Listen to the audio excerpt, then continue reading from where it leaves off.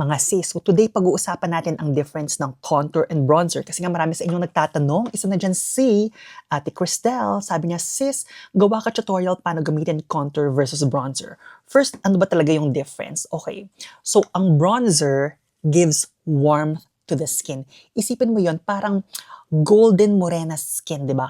Kissed by the sun. Di ba parang pag nagpa-araw ka, pag nag-beach ka, parang, oh my God, nagkaroon ka ng kulay. Lalo na rin pag nag-foundation ka, nagiging flat yung skin mo. So pag naglagay tayo ng bronzer, it gives color back to the skin. Now, pagdating naman sa contour, ang contour sculpts the skin. Kumbaga parang, isipin mo yung parang mga model, di ba? Tapos parang ilalagay mo doon, i-chisel mo yung parang cheekbones mo, ganyan. Tapos pwede mo ring i-contour yung ilong mo. Hindi mo pwedeng gamitin yung bronzer as a contour kasi karamihan ng bronzer is very warm tone, di ba? Kasi nga, it gives warmth to the skin. Tingnan mo, ayan no, may pagka-orange, di ba? Kumbaga kasi nga warm. Kasi nga, di ba, ang sun naman is on the warm tone, hindi naman cool tone ang sun. Tapos, ang contour is more on the cooler tone kasi ang cooler tone parang it reverses you, di ba? Parang mas nakaka-create siya ng shadow, sculpting shadow, yun ang isipin nyo. Tapos again, ang bronzer is warmth, di ba? It gives color. So tingnan mo ang difference. At ito ang contour. Tingnan mo, ang bronzer mas may orange, ang contour mas neutral.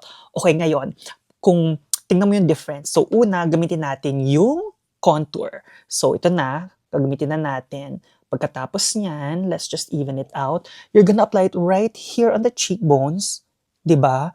As in, you're gonna press it like that. Tapos nakita mo, talagang it really sculpts the skin. Yan, di ba? Tingnan mo, ang ganda sis. Pagkatapos nun, pag bronzer naman, usually, mas smile. Di ba? Tingnan mo, flat yan. Tapos ito na, gagamitin na natin ng ating bronzer. Tapos, ganyan lang siya sis. Di ba? Parang, just to really give you a little bit of color back on your skin para hindi ka flat. So, tingnan mo yung difference. Tingnan mo kung gaano ka-mild ang bronzer at tingnan mo kung gaano mas ka-severe ang contour. So, yon ang difference. Now, paano ba ang order ng contour and bronzer? So, una, ito, by the way, this is for the value of education. So, uunahin natin again yung contour and use a synthetic brush kasi cream siya. So, usually better ang contour kapag cream kasi gusto mo mag-blend siya sa skin. Tapos, ilalagay mo siyang ganon, parang C, yan, ganyan, sa perimeter ng face mo. Yan, di ba? Pagkatapos nun, ngayon, gagamitin na natin ang bronzer. Bronzer is pangalawa after ng contour to give more warmth to the skin. Tapos yan, gagamitin natin. Tapos, pagpag mo lang ng ganyan. Tapos, ilalagay mo rin siya right kung saan mo nilagay yung contour. Tapos, and a little bit above the contour. Ayan, a little bit above the cheekbones din. Tapos, kung gusto mo, ilagay mo rin siyang ganon. Kumbaga, parang nag-veil na ngayon yung bronzer sa contour. Tapos, tapusin na natin to. Tapos, maglagay tayo ng blush. This is the MAC Mocha Blush. Tapos niyan, ilalagay naman to right on top of your bronzer. So, ganun lang siya kadali, sis, di ba? So, again, una, ginawa natin yung contour to sculpt, di ba? Tapos, bronzer to give warmth to the skin.